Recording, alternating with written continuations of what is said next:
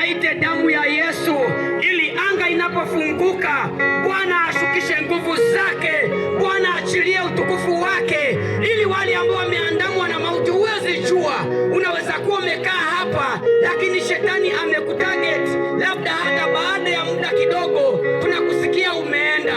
Kama nilivyokuwa nikishuhudia hapa, kuna watatu walikufa hapa Revival juzi. Wametoka kazini pale Msumarini, wako lunch, baadaye wametoka nje wanakula wenyewe. Ghafla hivi gari imekosa breki huko, ikakosa control, imefeli, ikakosa control, ikawaingia na wakafa watatu hapo kwa hapo, na ni umri mdogo sana. Wengine ni wasichana hawajaolewa, wasichana watatu wakafa hapo kwa hapo.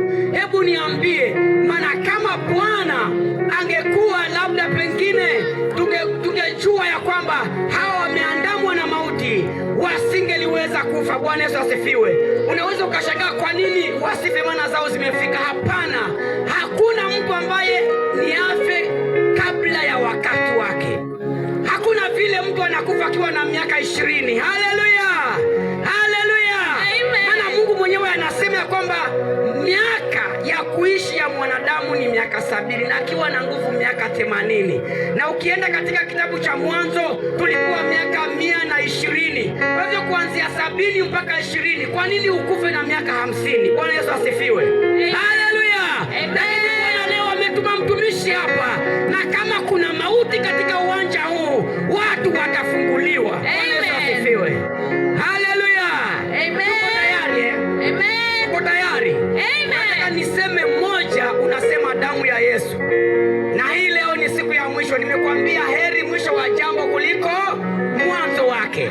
Na kwa sababu ni mwisho, tunataka tuhesabu mpaka 7. Kwa hivyo nikisema moja, unasema damu ya Yesu, na nikisema 2, damu ya Yesu. Ikifika mara ya 7, piga kelele, piga shangwe. Wewe ambaye umeokoka, umekuja hapa, tunataka tupige vita ili kuweza kuharibu kazi za adui katika mji huu wa Mamweni. Bwana asifiwe.